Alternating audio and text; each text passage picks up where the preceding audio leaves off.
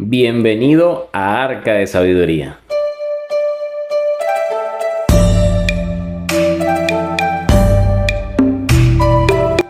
Bienvenido a Arca de Sabiduría, este espacio donde de manera interactiva conocemos brevemente textos clásicos de Antiguo Oriente, también de psicología transpersonal, metafísica y otro texto de relevancia en esta área de crecimiento espiritual.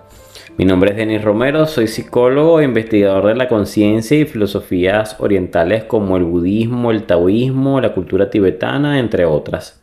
Me dedico exhaustivamente a la práctica de la guía espiritual y hoy estoy aquí para conversar contigo sobre un antiquísimo libro que es, así como los que me encantan leer a mí, de un autor que muchos desconocen si realmente existió o no existió, realmente es un mito.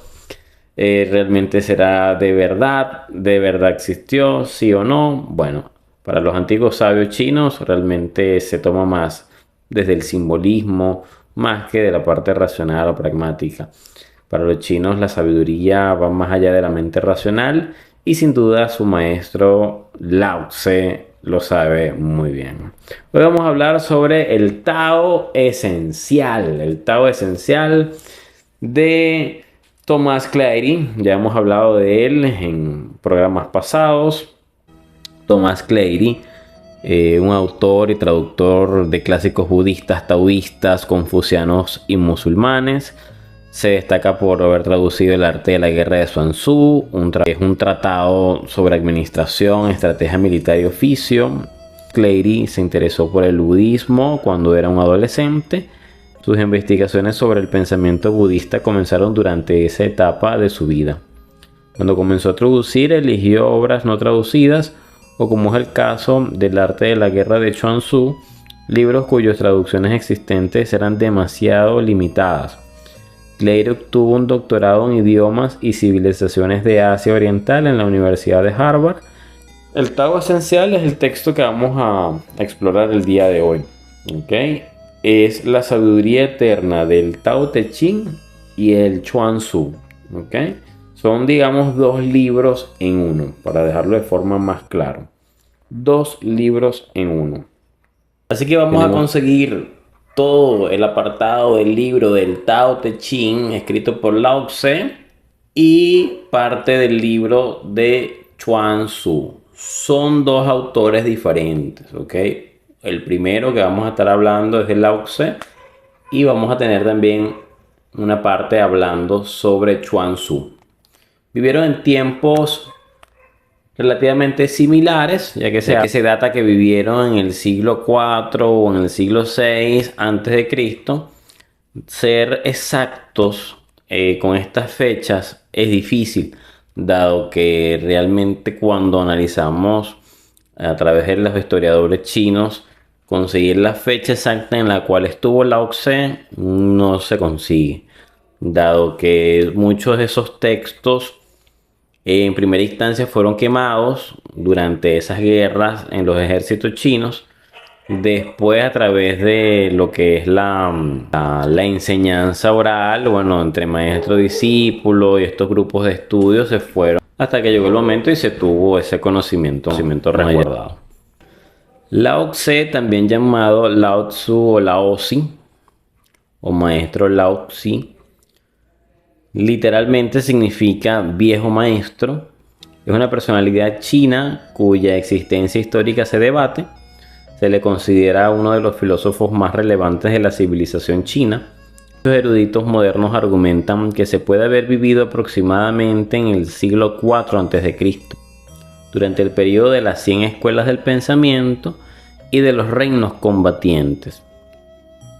Se le atribuye haber escrito el Tao de Jing o Tao Te Ching, obra esencial del taoísmo.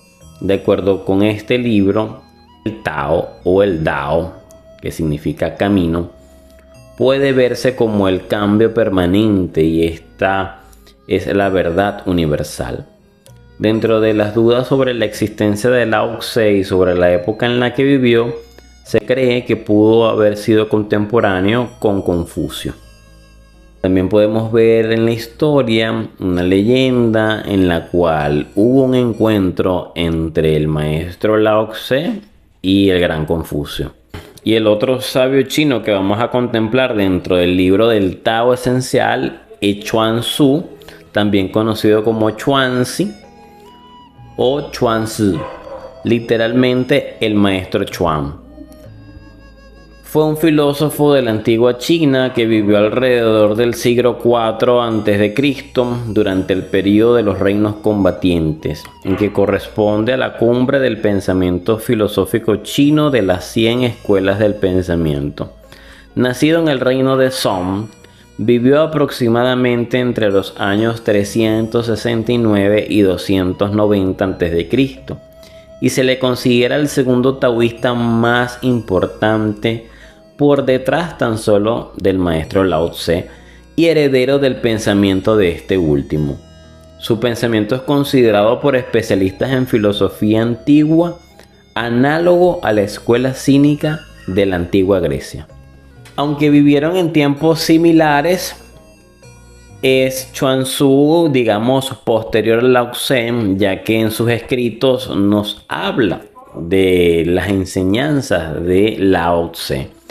También digamos que ahí se observan algunas diferencias de criterios, sobre todo de Chuan Tzu con Lao Tse, que puede llegar a ser crítico a cómo el Lao Tse percibe ciertos conceptos del Tao.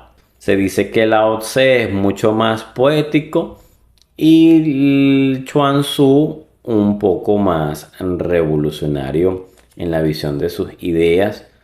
Y a veces se percibe un poco de crítica a las mencionadas enseñanzas de Lao Tse. Acá en el Tao Esencial, en la primera parte, dentro de la introducción, podemos ver cómo Thomas Cleary nos explica un poco esta situación. Nos dice que nacido en medio de todo esto, Chuan Tzu se dedicó al antiguo camino del taoísmo enseñado en el Tao Te Ching de Lao Tse. Debido a que Lao Tse se explayó ampliamente sobre la filosofía y el arte de la conducción esclarecida, Chuan Tzu, como erudito taoísta, fue invitado cierta vez a ser asesor del rey. Su época era turbulenta y comparada a la del antiguo sabio Lao Tzu, por lo cual Chuan Tzu declinó la invitación, explicando que no le interesaba ser como un animal de sacrificio al que se engorda y se atavia para la inmolación. Al margen de su negativa al entrar al servicio de un rey, en particular, el examen de sus escritos demuestra claramente que Chuan Tzu no era un escapista o anarquista, como se le ha descrito con frecuencia. Era un adalid de la libertad, pero su obra está orientada al propósito de promover el bienestar general de la humanidad mediante el mejoramiento y esclarecimiento de los funcionarios de la comunidad y de los individuos en particular. Así que bueno, vamos a ver un poco lo que es el índice de este libro. Tiene 4 apartados. El primero es una introducción bastante breve y esclarecedora que nos da muchas ganas de emprender este viaje a través de estos 2 grandes textos antiguos gracias a Thomas Cleary. Y tenemos entonces el apartado del Tao Te Ching, que está compuesto por 81 capítulos. Y tenemos el apartado del Chuan Tzu, son enseñanzas mucho más profundas y textualizadas, no como las que vamos a leer ahorita. Vamos a leer algunas de esas enseñanzas de Lao Tse que son más poéticas y a veces parecen como parábolas, así como las enseñanzas de la Biblia. Y tenemos las notas elaboradas por Thomas Cleary sobre el marco histórico del taoísmo, el Tao Te Ching y el Chuan Tzu, y notas de cada uno de los textos. Unas notas para el Tao Te Ching y otras para el Chuan Tzu. Eso es lo que incluye el Tao Esencial, un libro que maravilloso porque nos guarda y nos simplifica estos 2 textos. Fíjate que este grosor de acá viene siendo el Tao Te Ching. Y el Chuang Tzu viene siendo aproximadamente este apartado del libro. Lo demás son las notas de Thomas Cleary en referencia a los demás libros. Tengo para mostrarte el Tao Te Ching en esta versión de editorial EDAF. Es una versión de John Woo y es muy interesante también. Fíjense, es mucho más delgado. Luego analizamos esta edición en particular. Tengo para mostrarte este libro de Chuang Tzu, que es una traducción que hicieron en el año 95. Es una de las traducciones más prestigiosas del libro de Chuang Tzu, elaborado por Martin Palmer y Elizabeth Breuley.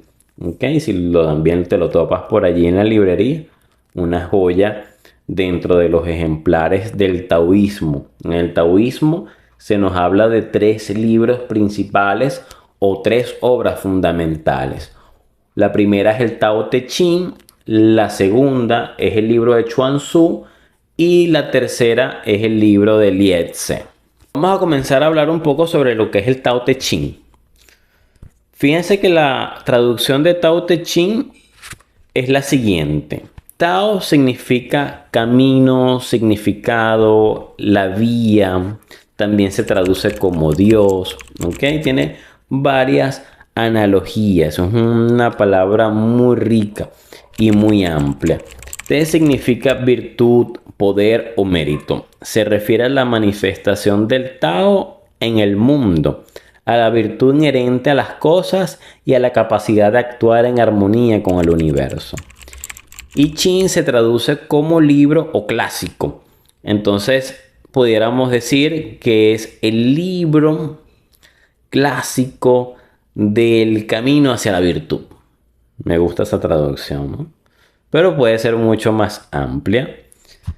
Tenemos acá el Tao Te Ching, sus 81 capítulos. Quería leerte por acá el capítulo 51 que nos habla: el camino da a la luz. El camino da a la luz. La virtud alimenta. Las cosas se forman. El ímpetu se completa. Es por ello que todos los seres honran el camino y valoran su virtud.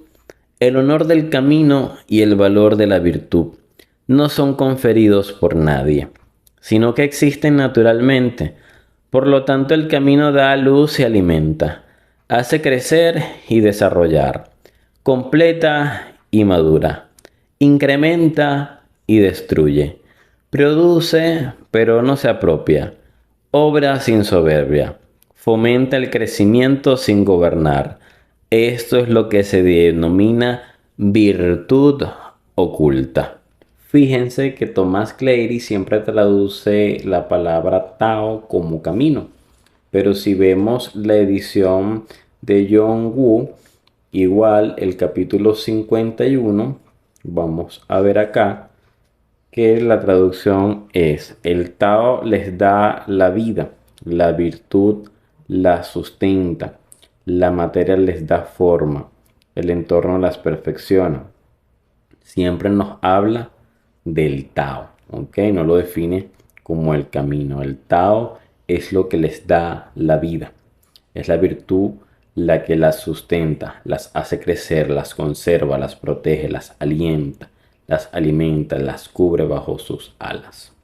Y una de las grandes cosas que uno empieza a ver cuando se mete de lleno en el libro del Tao Te Ching, sus primeras páginas nos dicen: el maestro, el viejo sabio, como es la traducción de su nombre, viejo maestro, nos dice que el Tao que puede ser descrito ya no es Tao. El Tao es algo tan grande, tan inmensurable, que darle un concepto forzadamente sería Tao. Y en gran parte del texto del Tao Te Ching, el maestro Lao Tse nos da por entender eso. Todo aquello que le damos una definición, una conceptualización, ya pierde su esencia en sí misma.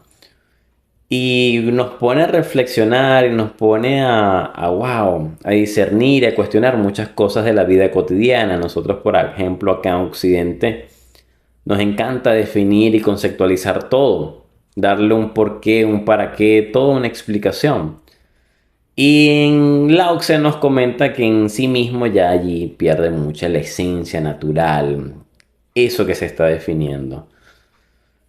Y hasta para el mismo libro, una enseñanza, por ejemplo esta, ya pierde su esencia en sí misma, en esa conexión con el todo, esa comprensión con esa unidad.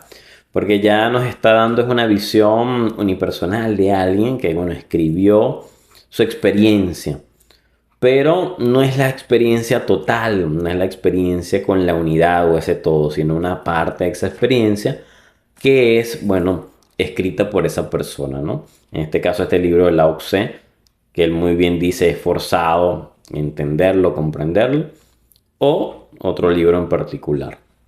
Este libro del Tao Te Ching es muy interesante. Desde las leyendas se dice que fue un libro que el mismo Lao Tse fue forzado a escribir, pues él ya estaba en su proceso de trascendencia, de bien morir, y él decide emprender, salir de su localidad donde siempre vivió y irse lejos. Y en ese camino de salida se topa con un aldeano que lo ve y le dice: maestro, ¿a dónde vas? Y él le dice muy sabiamente, bueno, va a retirarse, va a trascender. Entonces el aldeano le dice: maestro, pero te vas a retirar y no nos vas a dejar de tus enseñanzas, una forma de contemplar tu sabiduría. Entonces allí Lao Tse lo invita a tomar papel y lápiz y empezar a escribir lo que hoy conocemos como este libro del Tao Te Ching.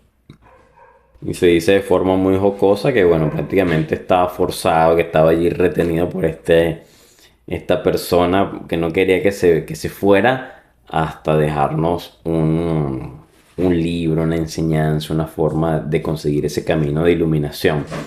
Y bueno, realmente se lo agradecemos todos en la actualidad a esa alma valiente que detuvo al maestro y que pudo recopilar algunas de sus enseñanzas, porque seguramente eran muchos más.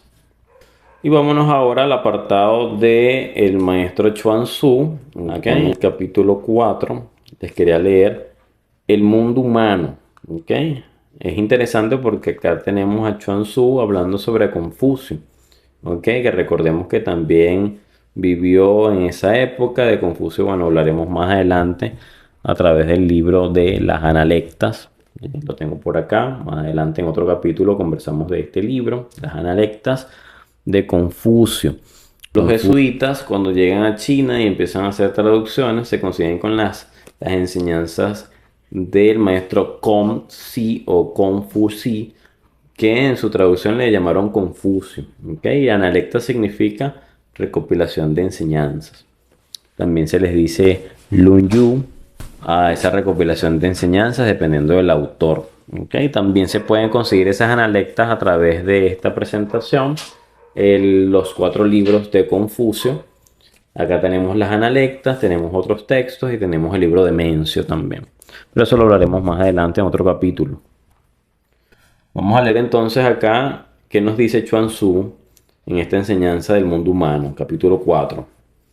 Dentro acá del Tao Esencial nos dice: Yen Hui visitó a Confucio y le pidió permiso para emprender un viaje.